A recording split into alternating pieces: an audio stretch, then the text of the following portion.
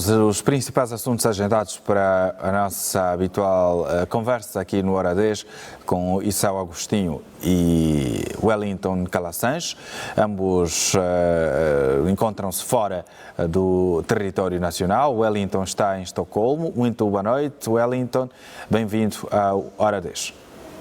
Boa noite, Afonso. Boa noite, Isao. E boa noite a você assistindo à Hora 10. É sempre um prazer estar aqui.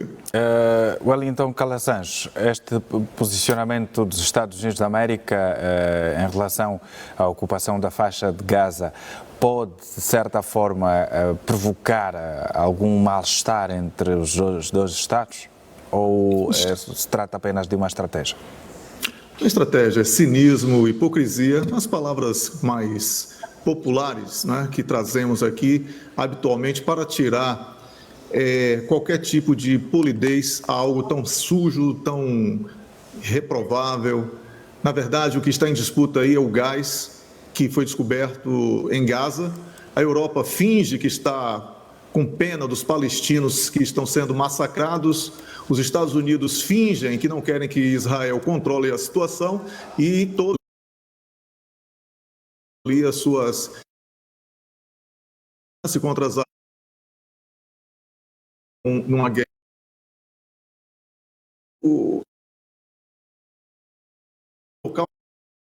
por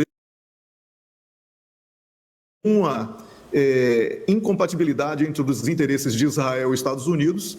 Israel finge ser durão para mostrar alguma força e com isso vemos que o tempo vai sendo esticado. Já um mês foi completado desde o início dessa recente intensificação, porque é um problema de 75 anos, que Israel massacra os palestinos há 75 anos, e que os Estados Unidos agora fingem preocupação com a questão humanitária, quando todos sabem que isso não é verdade.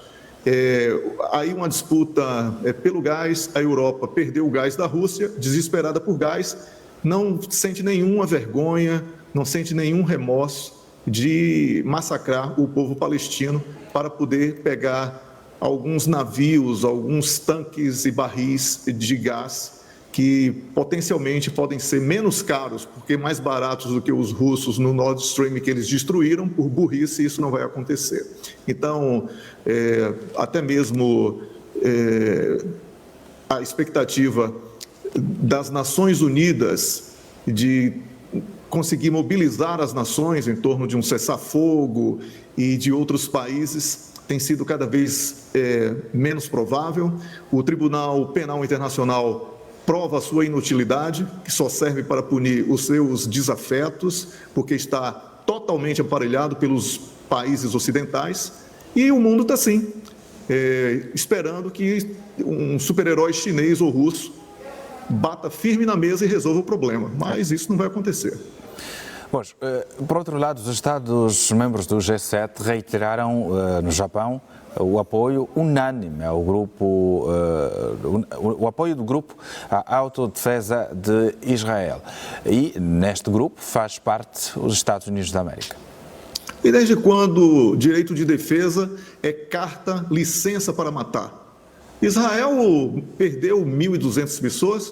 Que peguem os quadros do Hamas que foram patrocinados por Israel. O Hamas é uma criação de Israel e que agora gostou do poder e quer se rebelar, não é? Contra o criador contra a criatura, ou a criatura contra o criador, depende aí da perspectiva de análise.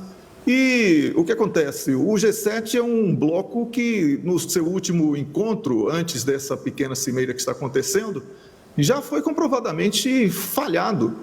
Tentou reunir, inclusive, com o bloco africano e não conseguiu sequer uma resolução que condenasse a Rússia no episódio da Ucrânia. Então, o G7, para além do PIB que cai vertiginosamente, também perde autoridade moral e autoridade política no âmbito internacional. Estamos em crise de representação.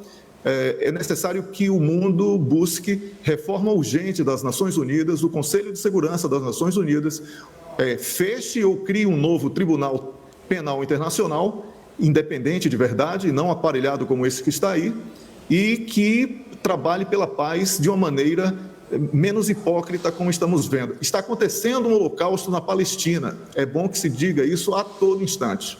Wellington Calaçães, de volta à conversa, e aqui a situação da cooperação entre Rússia e China. O presidente Vladimir Putin considera a interação construtiva e ele mesmo diz que isto pode contribuir na estabilização da situação internacional.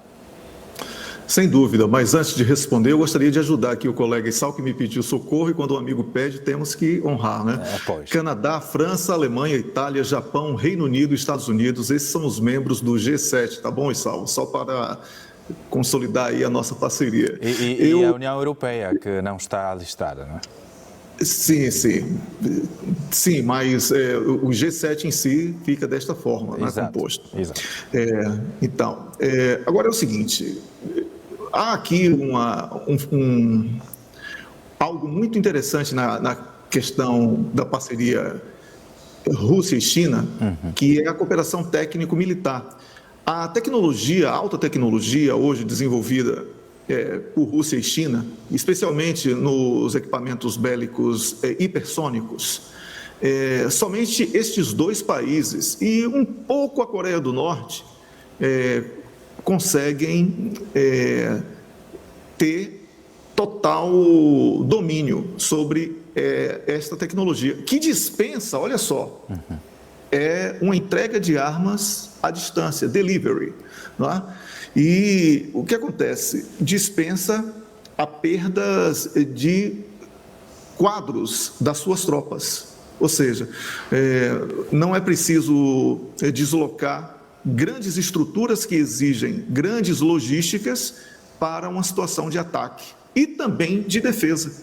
Então, Afonso, estamos aqui falando não apenas sobre guerra, mas também sobre proteção, sobre a ampliação do leque de armas de dissuasão, porque a Coreia do Norte, eu sempre cito esse exemplo, porque é o mais clássico.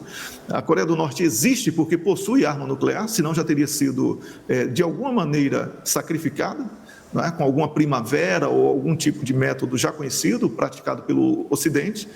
E a China e a Rússia são hoje inseparáveis, porque, como o colega Sal falou com muita propriedade, se um fraquejar, o outro cai. Então, eles precisam estar unidos, eles precisam estar juntos, e certamente o sucesso da Rússia contra a NATO na Ucrânia se deu pelo apoio não militar, mas o apoio de destino das commodities russas para a China.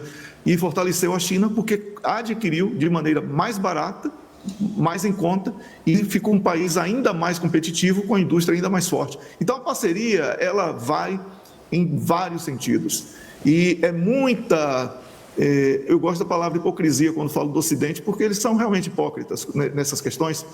Quando falamos que o Pentágono tem aquele orçamento que possui, que é praticamente o grande culpado pela dívida norte-americana, não é? E ninguém comenta sobre isso com críticas severas, não é? Então, é importante que os países exerçam as suas soberanias, e eu estou aqui apenas comentando algo que é uma realidade, a evolução tecnológica militar de China e Rússia, e essa parceria não vai acabar, e digo mais, estão pelo menos 2 décadas à frente de todos os países da NATO em termos de qualidade de equipamento e potência de equipamento.